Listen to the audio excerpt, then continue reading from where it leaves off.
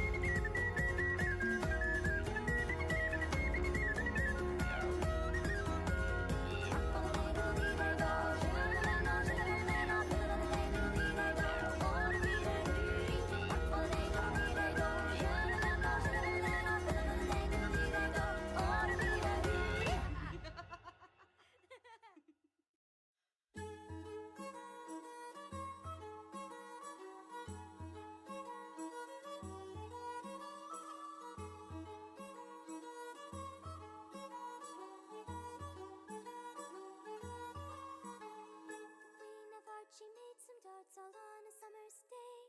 The knave of hearts, he stole the darts and took them clean away. The king of hearts called for the darts and beat the knave full sore. The knave of hearts brought back the darts and vowed he'd steal no more. Steal no more. No more. Steal no more. No more. Steal no more. Off with their head.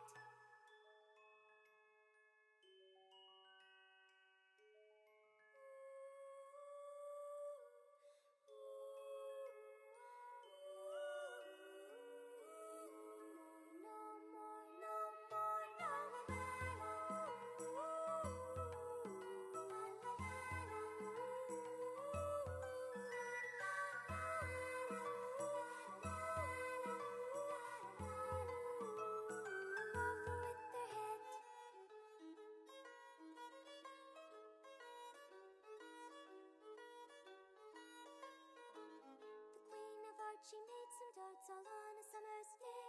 The knave of hearts, he stole the darts and took them clean away. The king of hearts called for the darts and beat the knave full sore. The knave of hearts brought back the darts and vowed he'd steal no more.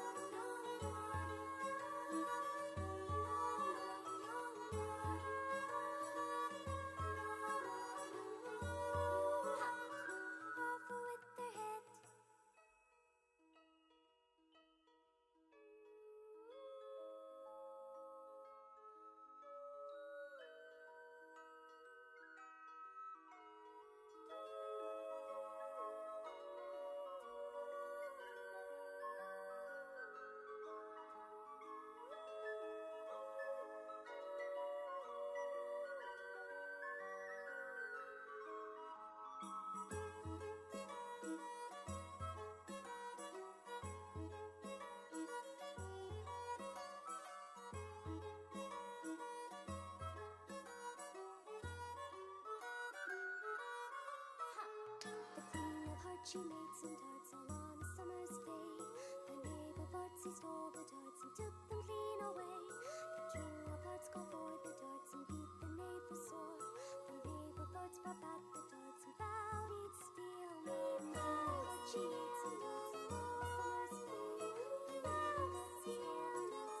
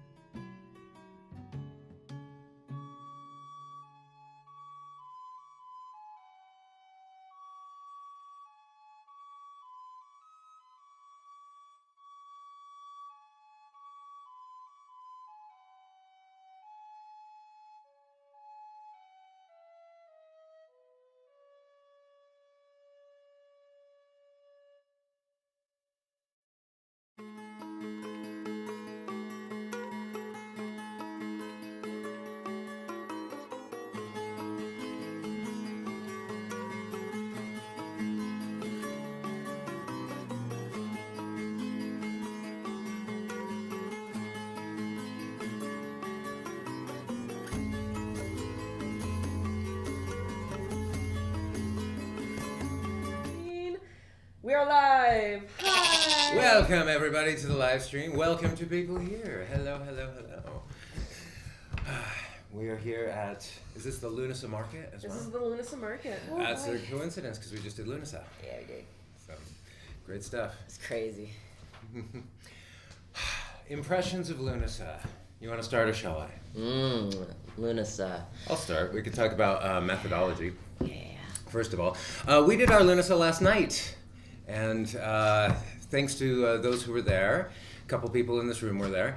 And Lughnasadh is, honestly, it's one of my favorite rituals because, if not my favorite ritual, I would say, because it's about self-accountability. It's about ourselves. It's something that we're doing ourselves for ourselves. I find that workings where you're laying your burdens down at the feet of some god form are far less interesting to me than doing it ourselves. And our methodology was such that we could do so. What I mean by that, first of all, Lughnasadh has to do with the things that we are carrying inside of us that we no longer need, things that are weighing us down, things like old thought patterns and stories that we're telling ourselves. And it's not necessarily... I'm getting ahead of myself, but I'm just saying the things that we don't need to carry forward. And rather than trying to banish them or get rid of them, what we're doing is composting them. Lughnasadh is a composting ritual, at least the way that we did it last night. And it's...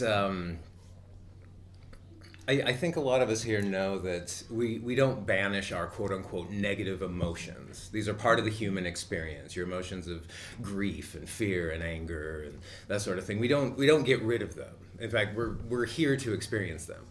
But what we can't get rid of is our attachments to them, because the attachments is where we find suffering, as any Buddhist listening would understand. So Lughnasadh is about finding the places inside of ourselves where we're still grasping at something negative, where we are holding on to it, and surrendering those. For me, I get a lot of like looping thought patterns, things that I'm thinking. I had an altercation with somebody recently, and I just kept rolling it over in my mind again and again and again. Well, no new information had come. I was just reliving the moment again. I was just having the same argument in my head again. That's me grasping. That's my attachment to it. So looping thoughts like that, outdated defense mechanisms, that sort of thing. And to be fair, those things got us to where we are now. They helped us survive, but maybe they're weighing us down at this point. They were made for someone that we no longer are, and we can surrender them. And Lughnasadh is a ritual in where we can surrender them into the soil of spirit, where they can rot, they can decompose, and they can become fertile ground for something new in our lives. That's what the ritual is all about. Do you want to give context for what Lughnasadh even is? Maybe for those who like are new to Sabbaths and like, what is it? Why do we celebrate it? Sure. Lughnasadh is the first of the three harvest festivals on the Wheel of the Year, for what the Celtrian Wheel of the Year that I use. It's the grain harvest. Yes, it's the grain harvest. It's the first of the three. This is where you can clear out, as they say, you can't harvest with full hands. And we're letting go of things that aren't serving us and clearing space, as all the harvest festivals are, clearing space for something new to grow within our next cycle. This is the energy of the Six of Swords, leaving behind what no longer serves. There's a sort of solemnity to it, but also the hope of what lies ahead.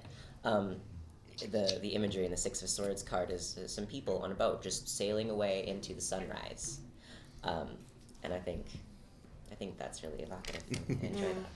Yeah, I think all the Sabbats on the wheel have an aspect of attracting and releasing something that you're going for, something that you're letting go of. That's a constant really through all the rituals on the wheel, even in different perspectives. But this one in particular is for composting, reusing. This is transformative. This is fire. This is taking, not just releasing and letting it go, but keeping it, composting it, turning that energy into something more useful.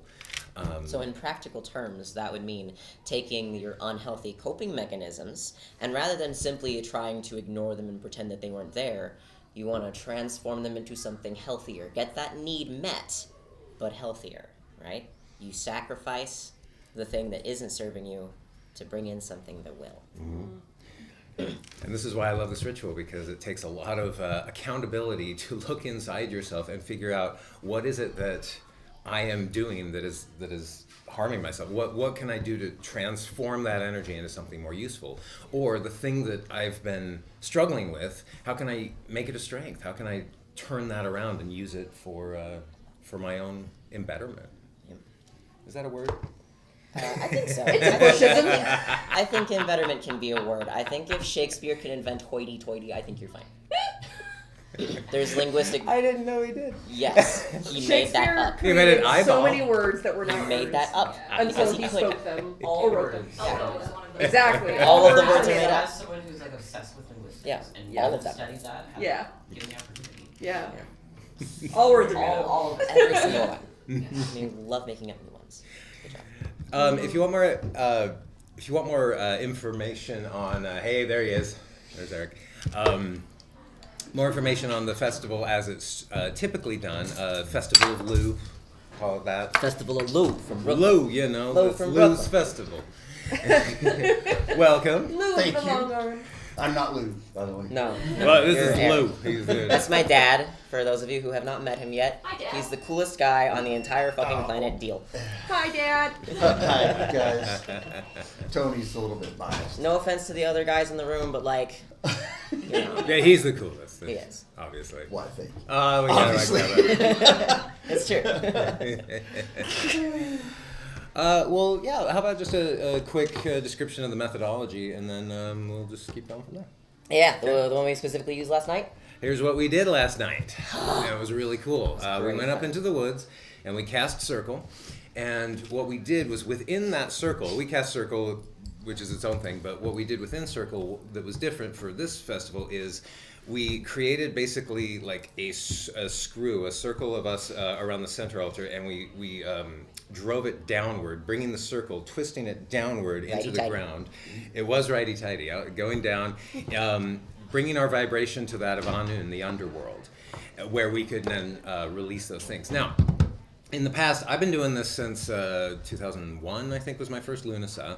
And then what we would typically do is send people down using flour, because flour is a transformative thing. It represents, you know, the harvest and bringing that harvest into grain, into nourishment, and that's using that into the people that we are driving down into the underworld, and entrusting it to them to release and surrender our attachments. There have been some years when we milled our own flour. Oh yeah, was fun. yeah, we did some cool versions of it. I think I have a picture of me doing it in 2013, and we would take the flour and literally put it on them, in their hair, on their body, everything. If that picture's up, you can see I'm covered. I'm covered in flour, and whoever said spiritual development wasn't messy did not go to Lughnasadh. So So, like, talk a little bit about that, Mike. So, at the ritual, you were in the middle. And so everyone around you was taking the flower that represented the thing that they wanted to let go, and then putting it on you as one of the keepers of the thing that the person was letting go of to bring down to Anu for them. yes, Right. and the rest of the coven would mill around in an energetic working to drive us down into a noon where we would let it go. And whereas we would be sitting like back to the maypole, the billy pole, as they would drive us down there, and then we would release it in Anu. Now, that was a really cool experience, but what I loved this year that we did a little differently, because we only had, 6 people there? Yep. We didn't have a whole coven to do it, and so we ended up doing it. We ended up doing it differently. We had an effigy of bread that we took our flour, and we still pushed our intentions into that and sent it down. But what we did is we took the whole circle down, and then you describe it, because you Yeah. did it. So we got to Anun, and I told everybody, hey, this is the underworld. Like, this is where we find the rest and the stillness, right? There's time for rest and motion, but this is the time for that stillness. And we took the bread, and this was our offering, this was our sacrifice, and we offered it by our own hands, surrendered it to the earth so she could take it and transform it. I usually don't bring anything back. This time I traded some unhealthy coping mechanisms for an inner child that I had left behind a long time ago, and I'm really, really glad I got a chance to do that. Some people call that soul retrieval. That's not soul retrieval. That's like retrieving a piece of yourself from somewhere inside of also yourself. Like, if you need a soul retrieval, you're catatonic. Just so you know. So, yeah, I think you had a really cool experience, and I like the change in methodology because I like anything that puts the accountability on yourself. Like I say, working with God forms is great, but I kind of like the more personal rituals the best. And doing it ourselves, I think that brought a new layer to it. I'd never done it this way. It was always entrusted to someone else. I was either milling or I was the one going down, or like one of 4 people going down. And I loved the fact that I stood there in noon. We took our chunks out of the bread, which was, by the way, it was a birdseed loaf. That it was baked for like the birds and the squirrels and the chipmunks, the critters out in nature. Yeah, this was about surrender, not about waste and messing with the environment. So, but standing there and ripping off little chunks of it, and you know, when I would put my intention into somebody, entrusting it to somebody, putting it in the bread, it's like, that's great and all. It's like I put my attachment to anger, my attachment to whatever, into there. But it was another experience standing there with just this forest in front of me and taking off bits and saying, I surrender they should have done this. I surrender, how dare they? I surrender this. I surrender my attachment to my indignance, where, I was betrayed, I was wronged, and just every little aspect of the thing that was making me angry, I was able to really kind of give it up bit by bit, because we spent some more time in Anun than general. We generally go down there for a minute and just like take a few breaths and then bring it back up. We actually spent some time down there, which doing the work. I liked. Yeah. I liked that we spent more time doing the work. This is how I like to use psychology as a framework, because it brings that personal responsibility home.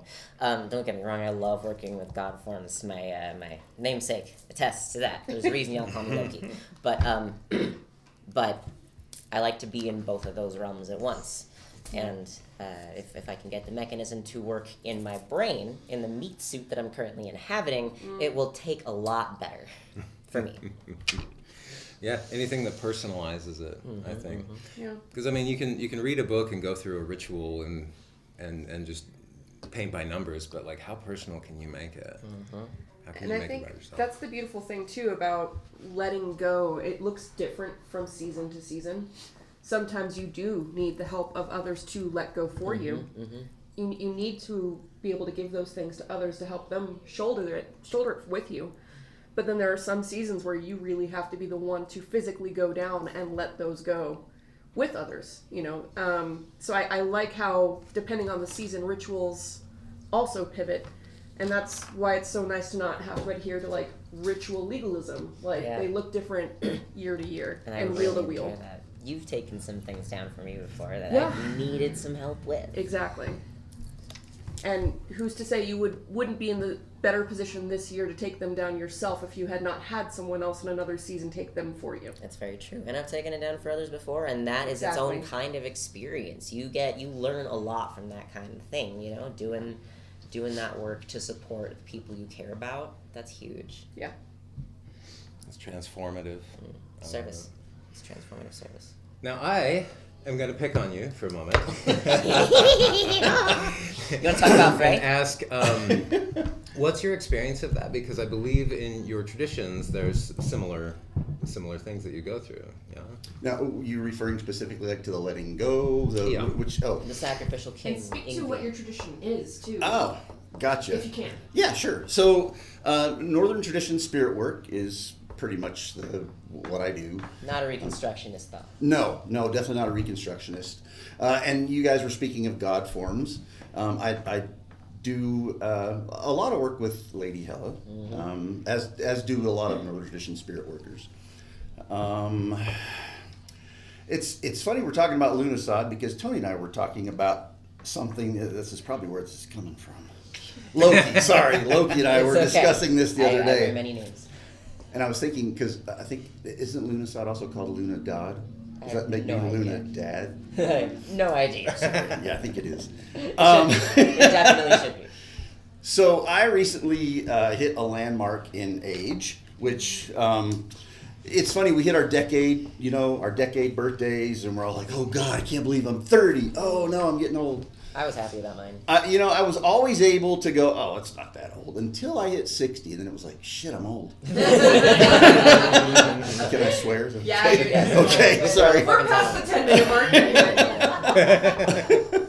So, but a weird thing started to happen, and this is not something I've tried to make happen. It's just kind of started happening as I've, you look back at your life, you have memories, you're in a conversation with someone, and just some random memory comes up, and you go, oh man, I remember this one time. Something's different about it now. These memories will come up, things will come up, I'll be thinking about something I did when I was 25 or whatever. And it's almost like looking back at those times, I'm looking back at different versions of me, different Erics, who are not here anymore. And I realized that I had to let go of some of those Erics. You need to watch Undone. Sorry. Yes, I do. Yes, I know. And it's on the pile. It is on the pile, I promise. We'll keep on it. For everyone else watching and here in person, Undone is a show on Prime. So good. Amazon. You don't. On that terrible thing, but it's a good show. Terrible It's thing. an amazing show. That's what we're referring to, is a show. That show Yeah, teaches some things. and Loki's been telling me now for the last, and actually sending me texts a couple times Per day. a day. You seen Undone yet? You watched Undone yet? But it's coming, promise. It's But on yeah, the pile. Your past selves you're looking back at. Please continue. Yeah, so it was funny. It's almost like I have been, when those memories would come up now, there's a different part of it that comes in saying, hey, you need to let go. This person's gone. You need to let go of this Eric because he's not here anymore. These are versions of myself that don't exist anymore because, we change. We go through things in life and we change. And I realized that it was weird because I would get this sadness when I would have these memories and things. I was like, that doesn't normally make me feel sad. What's going on? But I realized I am letting go of old versions of me that don't serve me anymore. They don't work for me. I don't get anything out of those versions of me anymore. And it dawned on me as I'm going through that process that I'm like, you're getting into those sunset years. You're getting into those years now where you're going to have to do more with your wisdom and things you've learned in your life rather than just muscling your way through everything, Time to sage it up. Yeah, yes. So when that realization kind of hit me, it's like, wow, I am old. I'm in the last kind of phase of my life. What do I do with this? So as I usually do when these things come up, I grabbed some runes. I just reached in my bag and did it like a chaos throw and grabbed the runes that came up. Don't remember exactly which ones they were, but the message I got from them was, dawn brings the sunrise, but the sunset is no less beautiful. So I'm like, all these people that I've been, all this stuff that I've learned in my life, I now have whatever time I've got left. I can take that version of me forward, which is going to be a better version, a less troubled version, hopefully a wiser version, and also hopefully one that didn't forget, that 3-year-old goofball who knew how to laugh and be stupid. So, but it's funny, as I was talking to Loki about this, he goes, it's cool you let all them go. He said, what do you think your older selves would think of you now? I was like, whoa. Like Loki does, he turns that around. Makes me think about shit. And I can honestly say, if I look back at those people who I was, and if I try to put myself back there looking at me now, I go, yeah, I am proud. That guy's cool. He's old and weird and has a face tattoo and but he's cool.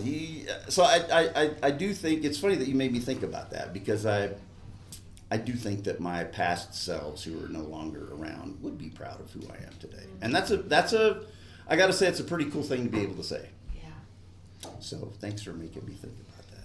Hey, thanks for making me proud. Likewise. So yeah, that's my Lughnasadh story this week. It was kind of timely that I wasn't even thinking of Lughnasadh, and this whole process just kind of became clear to me this week what was going on. And then Tony says that's kind of appropriate for Lughnasadh, isn't it? I was like, oh yeah, I guess it is. There's also a new moon in Leo. Yes, also that. Yes, we love our moons. We do. We love the moon. We like the moon. Oh no. Don't bring that yes. crap back. Not as much as a spoon. Is that what? It is that a the dark next line? power, and I wield it with pride. Yes. Does anyone else here in person today have anything to share about this kind of transformative letting go and repurposing, a version of yourself that you've outgrown? Surely you're all the same as you've always been. Yeah, none of you have changed since birth, right? Like you are all still like circa 5 to 8 pounds, whatever. Yeah. In my mind, mentally, I am still an infant. Yeah. This is all just an illusion. There are many inner children of every age. This same here. This is all prosthetic. Takes 4 hours to put on every day. I'm just a little kid in here. My first Lughnasadh was last year's when we were passing off things to other people, and my God, that was a trip. It was, I'm used to being the one that shoulders burdens, but having to give it to someone else was more terrifying than the actual letting go part. So I wasn't able to attend this one, but I think that between the two of us, we're going to try something private when we go to family property this next week. Excellent. And try to do some of our own letting go and transmutation as well, which I think will be a lot more. I think it'll be interesting because we've done some work together as a couple, not very often, but we have done a few things together, and it's fun watching a large group, kind of like a coven, work together to do a spell. But there's a different kind of energy when doing it with a partner or doing it with someone one-on-one, because you're more deeply intertwined with that person's energy and how they let go, and what you think they might need is different than what they think, and so it's a learning experience for the both of you. So I'm very much looking forward to see what gets cast off this year. That's cool. I hope that goes really well. Mm-hmm. Well, and that's a powerful thing to do, because I feel like these rituals, these are what Chris Penczak would say a cauldron tipping moment, where you spent the entire wheel filling your cauldron, because these are aspects of ourselves that we address all the time. We think about them and we notice them and note them. If we're living life with any kind of mindfulness, that is, and or like building knowledge that fills our cauldron, and then to have this like initiation experience that he calls a cauldron tipping moment. That's one of these, where now that information is moving, it's flowing. There's an alive magic to it, and I think they're really cool. That's why I love these kind of rituals.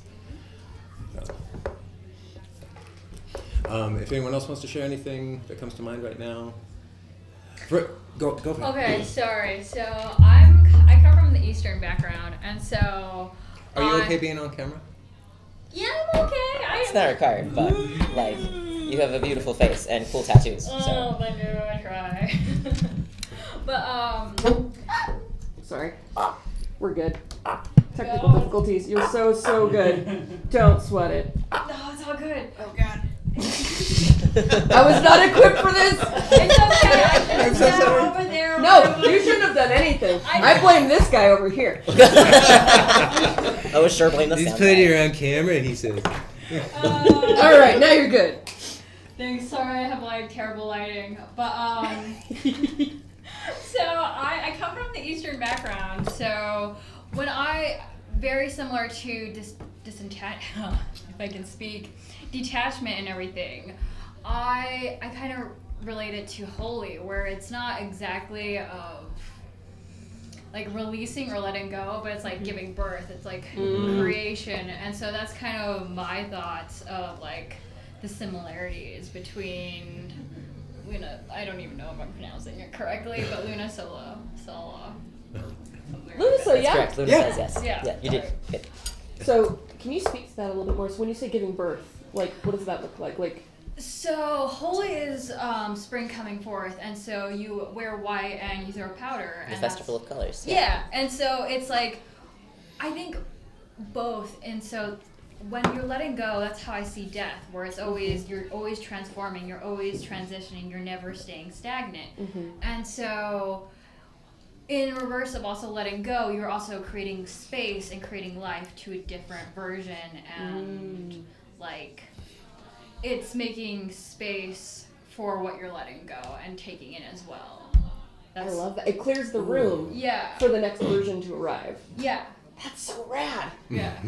There's something I would like to speak on to that effect. Something I talk about a lot, and I'm going to get into some details that about half the human species may or may not experience at some point in their lives, and I'm going to get into that in a decidedly non-binary way. Yeah. I have a menstrual cycle. Oh no, scary. So for those of you who may also have experienced it or have heard of this strange and mysterious thing, it's not that strange and mysterious. Humble brag. What it means is that I have an opportunity every single month to do exactly this. The energy of Lughnasadh is something that comes home to me every single month, 13 times a year-ish. And it's an opportunity. For me, it brings up a lot of old things, a lot of PTSD. And I can either use that to lash out at people around me, or I can use this thing that my body is doing to remind me to be mindful, to take better care of myself, to look at those old wounds and to figure out what need hasn't been met, and to do that healthily. That is difficult to do when you're a raging ball of hormones. But to find rest and stillness, to find your underworld and your subconscious and to come to a place of stillness there makes all the difference in the world. So. And when those align with the moon cycles. Dude, mine is so weird. I'm always so a lot of people will like align with the moon with their menstrual cycles. Not everybody does that. I don't know if it's even a majority of people, but sometimes people do. And for a lot of people, they menstruate on the new moon. I go to the full moon. I don't know why. I'm backwards, but it's fun. Now you know way too much about me. Almost makes me miss mine. Almost. It's not for everybody. But the beautiful thing is that you don't have to have one in order to recognize the cycles because the moon does it for you. It's true. And if you want to work in that way without having a menstrual cycle, you can just work with the moon. It does that all the time. In fact, in the northern tradition, the moon is masculine. So, like, you know, there is no inherently feminine energy to any kind of monthly cycle. It doesn't work that way. It can be that way for you if you want it to be, and if that resonates with you. But it's not inherently that way for any of us it doesn't resonate with. Well, and that was a new one on me, is seeing the moon as a masculine force. It was always associated with the goddess for any of the things that I kind of grew up in, and that's the case with your practice. We talked to Mommy a lot. How does that work energetically? I'm not sure it works any differently energetically. Actually, I mean, to me, it's about the cycle and what the symbolism of each part of the cycle is, the lunar cycle. That's what we're still talking about. Yeah. So while there are parts of it that do feel very masculine energy, especially like the waxing cycles, they still, it's that energized, let's go, let's push, let's manifest, whatever you're doing during those waxing phases. Obviously, the sign that the moon is in during that time plays a part too. But and waning phases bring about the more feminine energy, the going introspective, opening up to lessons from spirit guides, deities, whoever it is you work with, ancestors, that kind of thing. Your higher selves. Yes, absolutely. Your manas. But yeah, it's even though the moon is the embodiment of a male god in the northern tradition, there are still very masculine and feminine parts to the cycle as far as energy goes, which, I mean, to me just kind of embodies that whole concept of whether we are born male or female. However we're born, we all manifest both types of energies in different phases of our different times of the week. I mean, it's we bounce around a lot. So I would like to also note one thing I really enjoy about seeing the moon as masculine and the sun as feminine is it brings about sort of a non-traditional way of being masculine and feminine into play for me. That sort of, I don't know, there's a sort of queerness to it for me, and I love that. That exuberant, energetic push in the feminine as the sun, and the receptive, the cyclical understanding within, and the subconscious in a masculine way. I love experiencing those in those ways. Yeah. That's just, That was new for me. I'd never. I mean, in the last couple of years, I've experimented more with it, but. Like I said, the moon was always like, well, the goddess, and it was almost like, well, I'm on the other side of that, you know. And now things are getting a little more fluid for me, but like experiencing, like lunar goal setting that we've done. that's a lot of fun. A masculine way of maybe working with it, but that parts of the cycle are receptive, and that was something I had to learn. That was something I had to experience that maybe wasn't quite as innate in me. And lunar goal setting that worked out really well. Yeah. Actually, whereas mainly I still kind of had the mindset for a long time of just, well, I'm masculine. I'm just solid and strong, and I'm just the same. I'm the iron rod. Oops, I said it. You know? That sort of thing. Can't cry without a dick joke. Speaking of Shakespeare. Where's that from? I can't even remember what Shakespeare like. Oh no, Iron Rod is from Mormonism. I was gonna say. Oh, that went over my head. Yeah. It's multi-layered. Yes. Dick Sorry, jokes. I don't have a background. That was over my head. Good. I like to throw out. Which makes for some Yeah, great dick Breath jokes of in fresh church. Yeah. I like dual-bladed dick jokes. So. There's a lot of images of half-naked Jesuses, and I'm just saying. But I'm grateful that I was able to experience just a little more of my, honestly, discovering more of my femininity within these methodologies, because it didn't come naturally to me. What came naturally to me was, I guess, a little more blunt, a little more maybe masculine. But working with them, I absolutely had those depths. They were just unexplored. So now I'm getting to play a little more. Things are a little more fluid and a little more interesting. When you can bend rather than break, it really gets a lot more interesting. Can we maybe talk a little bit, now that we've explored Lughnasadh?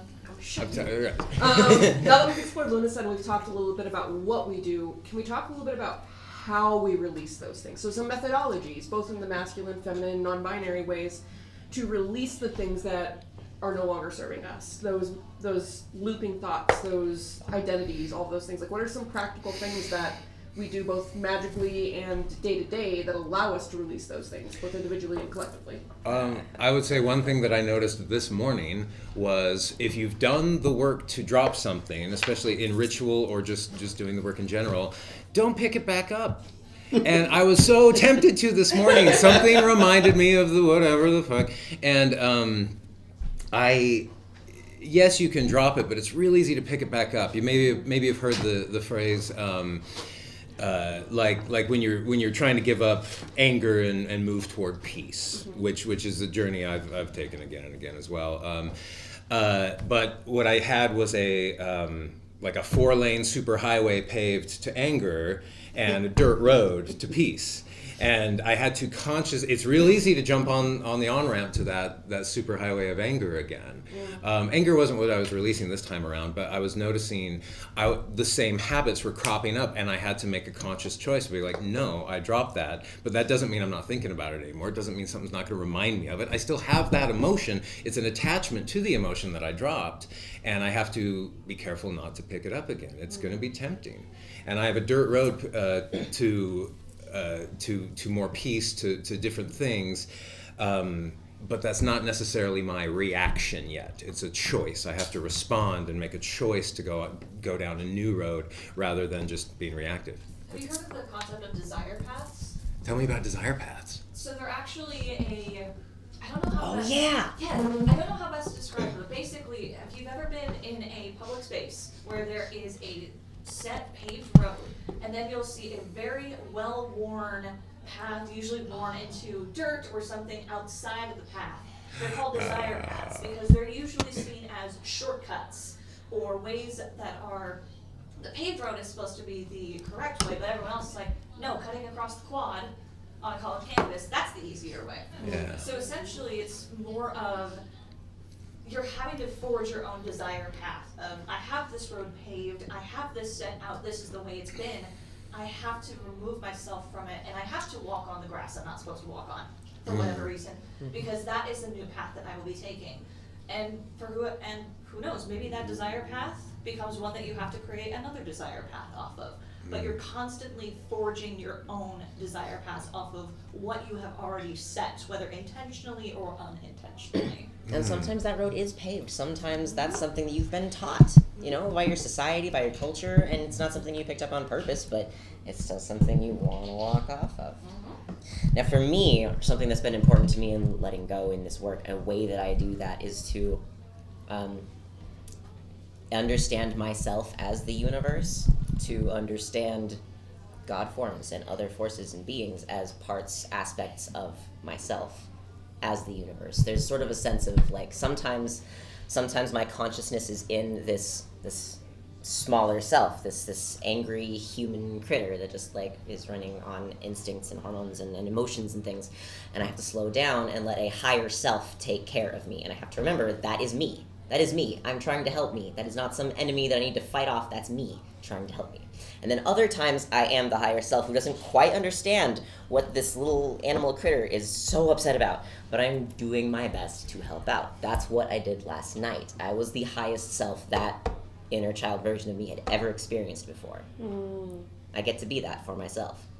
You can all be that for yourselves too. And so when you are in those places where you're about to seize back on the thing that you let go of, and you're like, expand, and remember that there are more of you than the you are in that moment, and that there's another you trying to take care of you, reminding you right now, hey, you're trying to grow. And also not getting down on yourself if you have multiple seasons where you're letting go of the same thing. Yes. Because we're in cycles, because we're in circles, you're going to come back around to that same thing. It's just going to look a little bit different. That doesn't mean that you haven't done it right the first time. It just means that we're in a cycle and the circle gets smaller and smaller and smaller, and you keep seeing the same road signs, but they look a little bit different. Yes. So, like, because I fight discouragement a lot. I'm like, God, I thought I dealt with this, but it just has a new face in a new season. Exactly. Yeah. And so you grow and find new ways to cope with that. And for me, the vulnerability of letting others help me is a big one, because I shoulder everything on my own. That is my comfort zone. I am so happy to just not bother anyone else and be my nice little crystallized eggshell. But I have to let that I almost want to say M&M coating. I have to have that little shell. Melts in your mouth, not in your hand.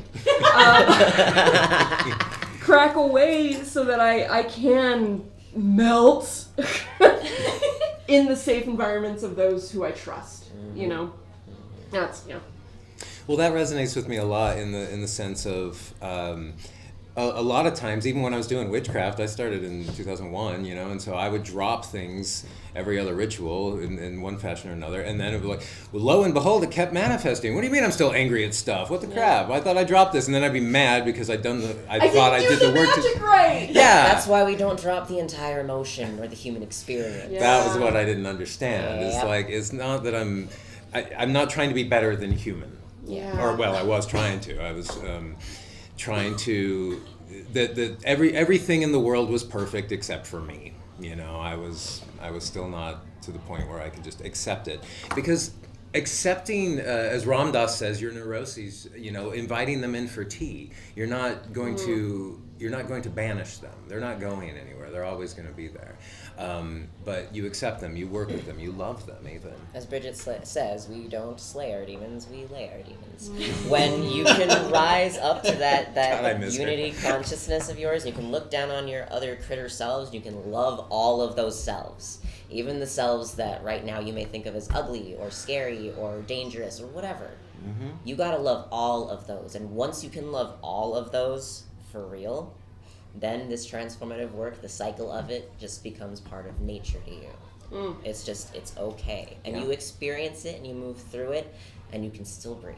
Also, just because it's uncomfy doesn't mean it's not worth doing. Yes. Oh my gosh, yes. Usually Well, the that's opposite wrong. holds Or true. that it's wrong. Exactly. wrong. Because it's an animal, like, you're like animal being that's like, this is unsafe, I run away. The scariest thing in the world for me is asking for help. I've actually been seeing this a lot in regards to deconstructing from organized religion. Yes.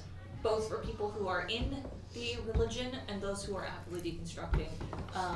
I saw someone make the very tongue-in-cheek comment then, can we just acknowledge that spiritual warfare is just your discomfort that you are not comfortable with sitting with? But in a way, there has to be some level of discomfort, because then there is room for growth. If you can't sit in the questions, in the doubt, in the uncomfortable stuff, then you're not really going anywhere. And when you're deconstructing, it's the same thing. It's gonna be hard. There's gonna be a lot of things that still trigger old responses. It's not fun, but in order to actively work through that, you still have to sit with it a little bit. There's quite a few of those things that still come up in my life that's like, oh, nope, that is old. I don't like that. That's uncomfortable. Okay, here we go. But how cool that we can pick and choose the things that come back in renewal wise. Yes. Because my experience, your experience, and our religious pasts have been decomposed and composted, and I can still pull on some of those things that turns into the new life. Like, I have a lot of love for the dedication. I learned dedication in learning my spirituality in that last phase of life, in that former self, that I carry with me now into my craft. Yeah. And like, a respect for the divine source, a love for the spirit, you know what I mean? Yeah. And it's like, it doesn't have to look like it did before, because we've let go of legalism. Yes. And we now have transposed it to something that serves us in this current cycle. Yeah, I think I was told when I first started coming to these, don't throw the baby out with the bathwater. Keep what works, keep what resonates, because that's gonna help, that's gonna be your root. Yep. Everything else you can shovel to the side, but you don't need to throw everything out.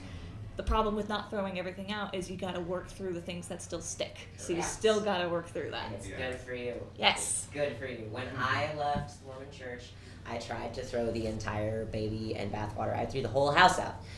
And over time, it has come to my attention that there were some things that I learned there that were important to me. Some of the deeper lore about intelligences. That was like baby's first animism to me. I learned that you can and should sing, and that does move energy. I learned how to move energy with my voice. And that's the alchemy! That's the alchemy. I am keeping those things. Those are coming with me.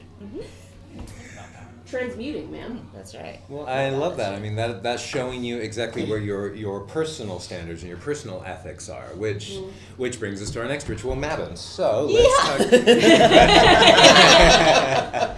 But that is, to be fair, Lughnasadh is a great time when you start analyzing. Oh, what is it that I don't need? What is it that is not serving me? And I'm letting this go and freeing up space. Well, our next ritual is about that. What are you working toward? What are your personal ethics? That's another favorite of mine, because it's very, very personal.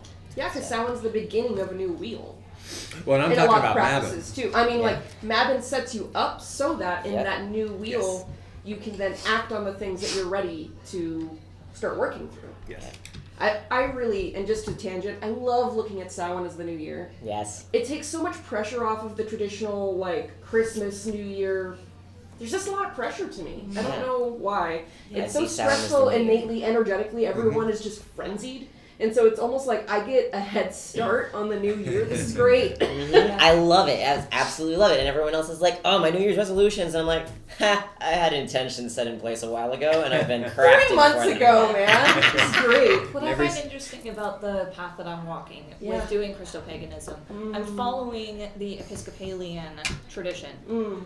And doing Christmas as a whole season while having Samhain as the beginning of the new year. Yes. Having Samhain as this is the strike point, this is the beginning, let's go. Yeah. And then treating Christmas as the season it is and slowing down, because it's not just Advent leading up to Christmas, but it's also the 12 days of Christmas, which technically carries into January. Christmas isn't over until technically chronologically the start of the new year.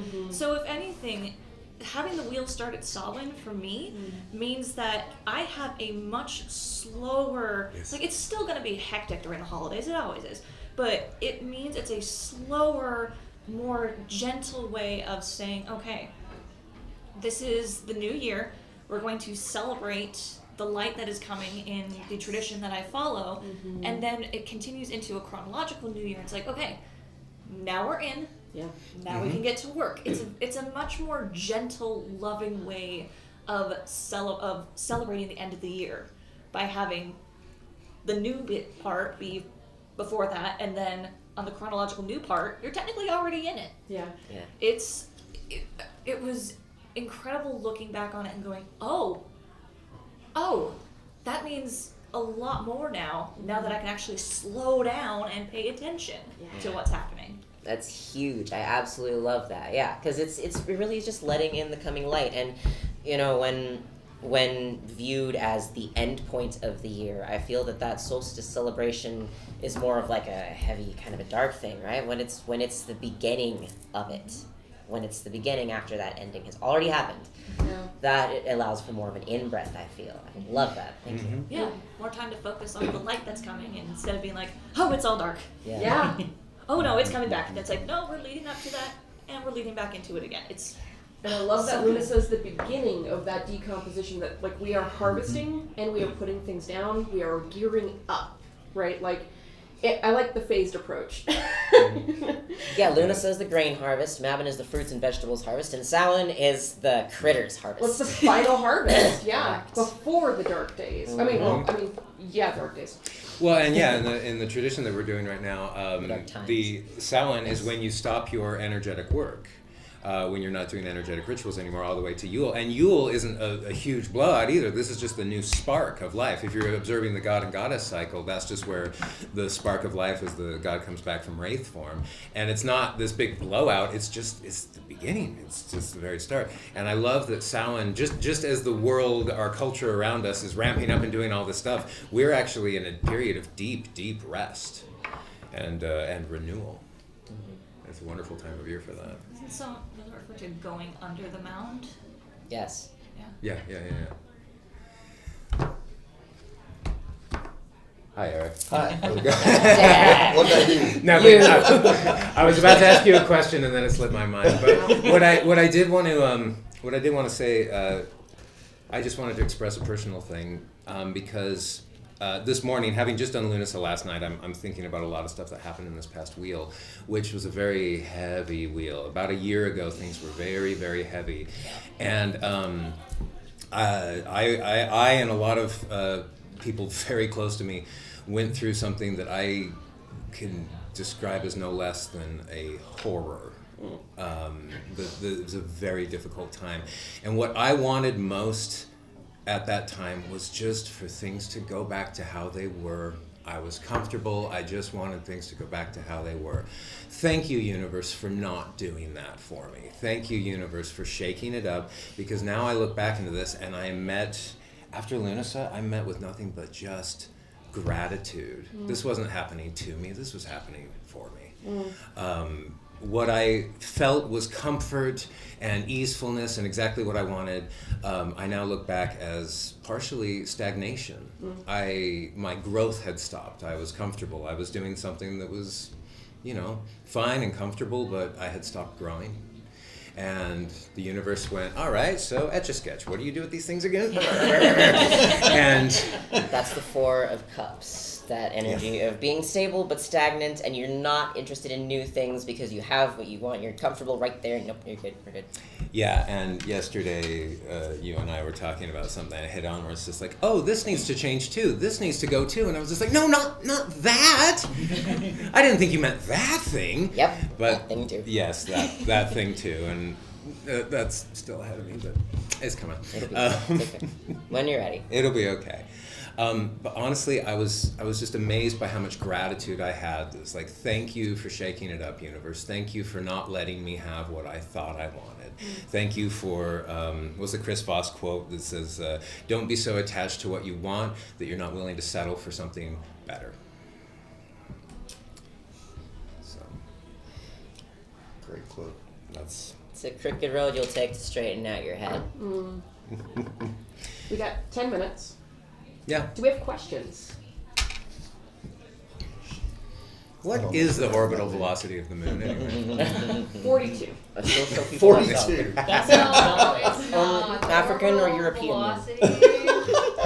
I think. I don't know that. Layman or unlayman? What? Oh, layman or like. We're quoting a movie. No, I would actually know. We but- were gonna cross over. I felt like a Monty Python was coming That's along where- with that's Hitchhiker's Guide. And the Hitchhiker's where We Guide were was setting it up and really it was well. about to be a crossover. So Yeah. Which someone should do, actually. The Monty Python version the of. Monty Python Hitchhiker, yeah. Yeah. Monty Python and the Hitchhiker's Guide to the Galaxy, yes. That would Yes. be interesting. Yeah. That would be a I'd yes. watch the The fucking conjunction of two I feel very like unique it's fan very theories. Utah. That's Rise. And I will say on the serious note that I spent some time in 2023 really getting faith in the concept of that these things are happening for me and not to me. Getting out of a victim consciousness. Again, as Ram Dass says, you have your choice. Do you want to be the victim or the creator? In any moment. Yes. I just, that kind of made me, like, right now I'm going through kind of like. Would you like to be on camera? So I'm like approaching 30 and like all of a sudden Oh God, zoom my in. whole life is Sorry. like, it feels like I'm going through some sort of purge almost. Mm-hmm. Like Mm-hmm. literally like, Yeah, I like did that. all these things are happening that I'm like, okay, this sucks, but this is for me. I'm gonna come out of this transformed.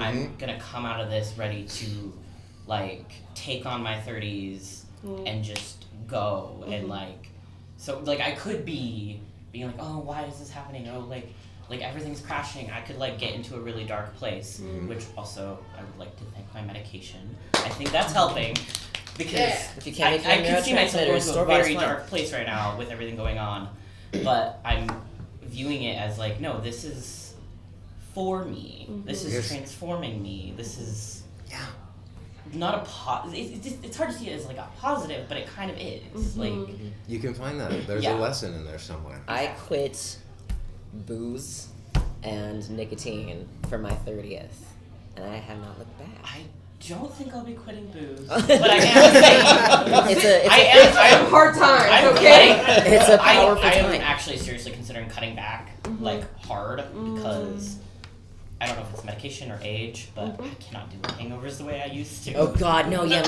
my teeth started hurting, and when I couldn't like get up until 5 p.m. the next day, I was like, maybe this should stop. Well, I have a smartwatch usually, and I've noticed every time I'm hungover, it'll start, like, I'll just be walking around like normal, and it will start recording it as a workout, and I'm like, that's probably not good. Yeah, 30 is a really transformative age for some reason. I was really excited about it, and I'm really happy that it happened, and I'm glad I lived that long. Hard sayings. Didn't think that was gonna happen. Really thankful for that. And I've been 30 twice now. Age is a gift, twice given to the lucky few. This Yes, is what it you is. need to impart upon us in the 2 30s that you've experienced. I'm excited for the next 30. Yeah. Good. Like, genuinely. I'm like, you know, when I was like, you know, in your like early 20s, you're like, oh my God, 20 or 30 is so old, and then you get there and it's like, no, it's not. I've always been of the opinion that you're not old until you're at least 70 or until you feel old, whichever comes later. My knees feel old, but that's it. I think like Tommy's parents in the Rugrats were like 31. Yes. Oh my God. Oh Oh my God. God. I was like, ooh. Okay, no. Oh, God. The babysitter in Naruto. I You think know, blindfolded. Kakashi? Kakashi was in his 20s. What? No. See, I'm starting to think age is one of those things that's bigger the further away it is, and you get closer and you're like, oh, this isn't actually. I turned 30 next year. He's already in his 30s, and so having watching things approach and being like, oh, He's still alive. It's awesome. I genuinely thought my husband was being a drama queen. He's like, I woke up 30, and then I got out of bed and everything just creaked, and I was like 3 years behind. I'm like, oh, you drama queen, whatever. And then I hit 30, and I was like, oh God. My knees are already creaking. So it's like, funny. It's funny though watching. It's funny. I'm gonna throw you under the bus here. It's funny watching you approach those milestones ahead of me because I can see the changes happening in your life, and I don't think about how they're going to affect me until I get there. Because, let's see, I turn 30 next year. 5 years ago was how old you were when we got married. And that kind of messed with my brain a little bit. I was like, oh, wait a minute. Wait a damn minute. It's fascinating to look at what's approaching and also be like, huh.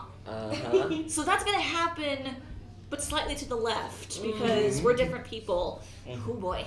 Yeah. Well, and to kind of pull that into, like, Lughnasadh, and I'm not trying to force a square peg in a round hole here. But this I'm fits. seeing This beauty in, like, we see cycles both in our interpersonal relationships and in our communities and everything like that, and we can learn from each other in how, and it's not going to look the same as it is for you, Michael, but, like, when we see someone going through something, we can learn those strategies together to help, and then also help compost those with each other and go, okay, that kind of worked for you. Let's see how that works for me. And then I might grow a lily out of it, and you're going to grow a sunflower out of it. They're both beautiful, but it doesn't have to look the same. That's I love that. Kung Fu Panda quote. You may wish for an apple or an orange, but you will get a peach out of a peach seed. Now, see, this is why it's so important. There seems to be, I don't know, I've seen a lot of propaganda in the news and whatever that's like trying to drive generation gaps further and further apart. And it's like, how about we forget about that and remember that we are all human beings on this earth and we can connect and understand better through time when we hang out with people who are older than we are or younger than we are. We can remember things afresh. We can experience things new again like we had before and forgot about, or we can see ahead into something more beautiful than we could have dreamed possible and understand that that's something we can work towards, right? Like when we connect as people, as communities, as is our right, as is our nature, as our species has always done, we grow exponentially more than we could have if we stay to that narrow isolationism. Yeah. Well, our next market is going to be on August 31st, I think. I believe something like that, whatever that Sunday is. And it's going to be the first one where there's a Provo market too. Yes. At the Provo Town Hall for our friends that live down south. Did you say at the Provo Temple? What did you say? Town Hall. That would be real interesting. That would be hilarious. We've got a lot more pull than I thought we did. Sorry. What was that? Wasn't there one downtown for a minute? There was, and Okay. it's not happening any longer. I don't know if there's going to be one that evolves out of the downtown, but next month is our first one back, having multiple locations. Okay.